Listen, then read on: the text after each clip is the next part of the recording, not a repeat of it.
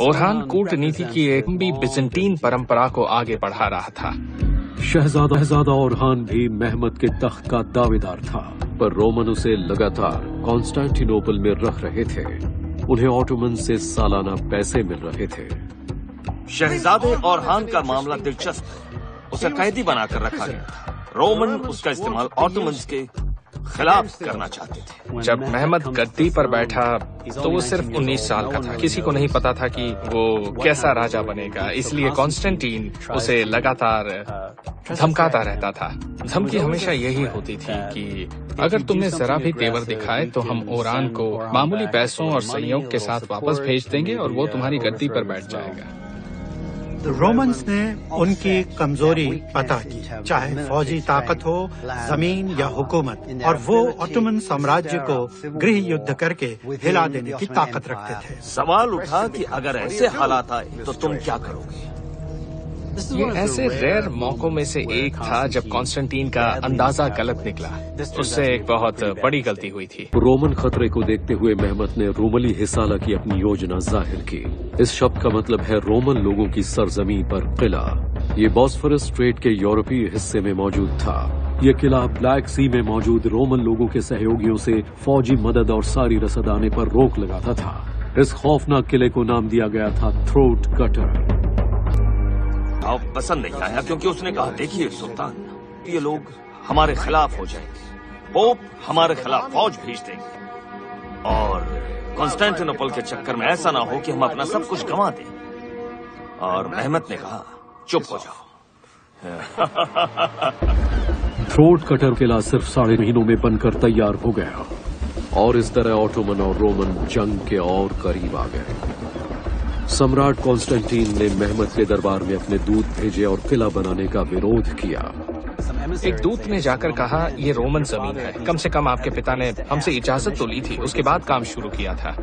महमद ने उस दूत को भगा दिया। इसलिए कॉन्स्टेंटीन ने कुछ और लोगों से ढेर सारे तोहफे भिजवाए और कहा, क्या आप हमसे वादा करेंगे कि आप कॉन्स्टेंटिनोपल पर हमला नहीं करेंगे? महमद ने उन सलाहकारों के सिर काटकर भेज दिए और कॉन्स्टेंटीन से कहा, इसका जो मतलब है निकाल लो। कॉन्स्टेंटीन का दाहिना हाथ था लूकस नोटरस। वो वहाँ महानवाब के ऊंचे ओहदे पर था, जैसे ओटोमन का वजीर हुआ करता था या महामंत्री। कॉन्स्टेंटिनोपल ऑर्थोडॉक्स क्रिश्चियनिटी का केंद्र था। सम्राट के दरबार और ज्यादातर शहर की तरह नोटारस ग्रीक और ऑर्थोडॉक्स क्रिश्चियन था और उसे यूनियन कैथोलिक चर्च पर भरोसा नहीं था। ये सिलसिला सदियों पुराना था। चूंकि ऑटोमन का खतरा सिर पर था, इसलिए शहर को पोप के फौजियों और जहाजों की सख्त जरूरत थी। कार्लोस कॉन्स्टेंटिनोपल का सबसे रईस आदमी था, जिसका कारोबार एनाटोलिया से इटली तक फैला था। ऑटोमन्स के साथ जंग होती तो सबसे ज्यादा नुकसान उसी का था। चांदरली हलील महामंत्री था और उसे हुकूमत का अच्छा खासा तजुर्बा था। उसे हलील ग्रीक भी कहा जाता था क्योंकि वो कतई नहीं चाहता था कि महमद कॉन्स्टेंटिनोपल जीते। उसे लगता था कि ये सही कदम नहीं होगा। ये भी हो सकता है कि ग्रीक लोगों ने उसे पैसे खिलाए महमद का हमला रोकने के लिए। लूकास पूरे बाल्कन इलाके का शायद सबसे रईस आदमी था। उसने दोनों तरफ खेलने की कोशिश की। जरा सोचिए कि वो नया सुल्तान था, उसके पास तजुर्बा कम था, पर सुल्तान बनते ही उसने लोगों को हटाना शुरू कर दिया। शुरू से ही कत्ल शुरू किए। इससे हुआ क्या कि दोस्त कम और दुश्मन ज्यादा बन रहे। इसलिए उसने बहुत चालाकी भरा फैसला लिया, जब तक हो सके उसे इस्तेमाल करते रहो। वो काम का रहता तो ठीक है, अगर नहीं रहता तो निपटा दो उसे। ये भविष्यवाणी की गई थी कि कॉन्स्टेंटिनोपल एक लाल सेब है और एक योद्धा आने वाला है जो ईसाइयों के इस केंद्र पर कब्जा कर लेगा और शहर को ईसाइयों से छीनकर उसे इस्लामी दुनिया का हिस्सा बना लेगा। महमद ने बहुत ही सूझबूझ से काम लिया। पहले तो उसका डर खत्म किया और फिर इस्तेमाल किया। वजीर आजम की हैसियत से चंदारली हलील पाशा ऑटोमन हुकूमत में दूसरा सबसे ताकतवर आदमी था। कॉन्स्टेंटिनोपल पर हमला करने के लिए नौजवान सुल्तान को उसका पूरा सहयोग चाहिए था। ऑटोमन फौज ने जंग की तैयारियां शुरू कर दी। 6 महीने के अंदर ही 80,000 सिपाहियों की फौज कॉन्स्टेंटिनोपल पर हमले के लिए तैयार थी। महमद की फौज ने जल्दी ही कॉन्स्टेंटिनोपल के बाहर बची गिनी चुनी रोमन चौकियों पर कब्जा करके उन्हें तबाह कर दिया। बादशाह अब और अकेला पड़ा। ऑटोमन फौज में अभी एक बहुत बड़ी ताकत जोड़नी बाकी थी। जंग के मैदान में गोला बारूद आए तब तक कुछ दशक हो चुके थे, पर ज्यादातर लोगों ने कभी सोचा भी नहीं था कि कभी इतनी बड़ी तोपें भी बनाई जा सकती हैं। इसलिए ओरबान दुनिया के कई बादशाहों से जाकर मिला और उन्हें बताया कि वो किस तरह की तोपें बनाता है। ऐसा खतरनाक हथियार बनाने का इरादा ही कमाल का, इसलिए नहीं क्योंकि शुरुआती गोला बारूद में धमाका होने का डर था। सोचिए कि कैसी तोप थी। इसमें मेटल की एक बड़ी सी नली थी जिसमें आप गन पाउडर डालते थे और आग लगाकर गोले को दाग देते थे। डर ये रहता था कि ये फटकर दुश्मन की बजाय कहीं आपको ही न जला दे।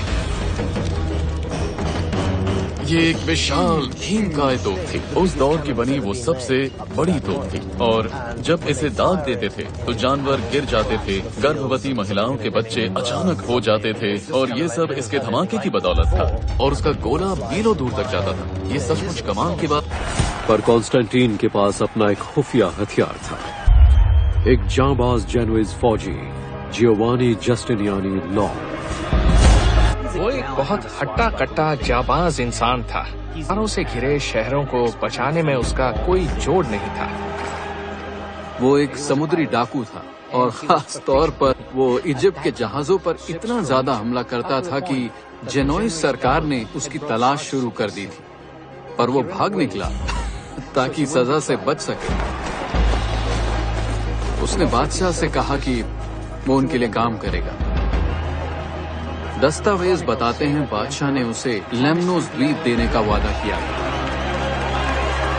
मार्च 1453 में ऑटोमन फौज 236 किलोमीटर दूर कॉन्स्टेंटिनोपल की तरफ बढ़ी। ऑटोमन फौज लगातार बढ़ती एक जोरदार फौज थी। उनमें जो एकता थी वो यूरोपियन फौज में नहीं थी और जब यूरोपियन फौज ने और किया तो उन्होंने अपने सेनापति की जरा भी नहीं सुनी। हर टुकड़ी ने वो किया जो वो करना चाहती थी, मानो बस चुटकियों में जीत हासिल हो जाएगी। पर ऑटोमन फौज अपने मुखिया की बात सुनती थी। बाल्कन इलाके में कोई नहीं था जो उसे रोक सकता था। महमद की फौज में जो सब खार जाबाज थे वो थे जानिसारी। इन्हें बचपन में ईसाई गुलाम बना लिया गया था। अब वो इस्लाम में आकर सुल्तान की सबसे भरोसेमंद खास टुकड़ी के माहिर जाबाज सिपाही थे। सन 1300 के जमाने में ये गुलाम दरअसल जाबाज सिपाही बन गए थे। वे कभी पीछे नहीं हटते थे, हमेशा डटे रहते थे, लड़ने के लिए हमेशा तैयार। ये यूरोप की पहली जाबाज फौज थी। ऐसा पहले कभी नहीं हुआ था। देखा जाए तो वो इस हुकूमत की रीढ़ की हड्डी। ऑटोमन फौज 2 अप्रैल 1453 को ईसाइयों की दुनिया के सबसे पवित्र ईस्टर के दिन कॉन्स्टेंटिनोपल के बाहरी इलाके में पहुंची।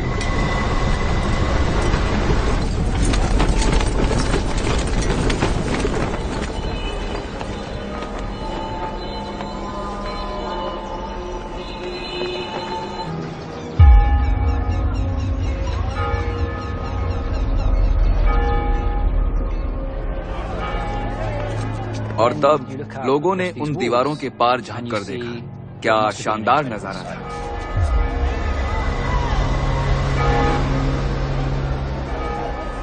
ये फौज एक पेशेवर फौज थी जो रोमन्स के समय से भटक रही थी। इन सबको देखकर लोगों के दिल में दहशत आ गई। कल्पना भी नहीं कर सकता कि कॉन्स्टेंटीन को कैसा महसूस हुआ होगा। महमद जंग के में टहल रहा था। 23 फौजों ने, जिसमें उसके पिता की फौज भी शामिल थी, इस शहर पर हमला किया और नाकाम रही। पता नहीं था कि आगे क्या होगा। एक खास हदीस है जो मशहूर हो गई है। हदीस यानी पैगंबर मोहम्मद ने अरबी में कहा है, लतुफ्तहान अल कॉन्स्टेंटिनियातु, मतलब ये तय है इस्लामी दुनिया के तुम जैसे मुल्क कॉन्स्टेंटिनोपल पर कब्जा करेंगे। फलामी एम अल अमीर अमीरुहा, और ऐसी फौज का जो सेनापति होगा वो कमाल का होगा। गुलामी एम एल जेश कल जेश, उस मुल्क की फौज कितनी जाबाज और कितनी शानदार होगी। ये जो एहसास था कि एक दिन वो एक महान सेनापति बनेगा और कॉन्स्टेंटिनोपल को जीत लेगा, महमद के लिए बहुत ही अहम बन गया था। 6 अप्रैल 1453 को महमद ने बादशाह कॉन्स्टेंटीन को समझौते की आखिरी पेशकश की।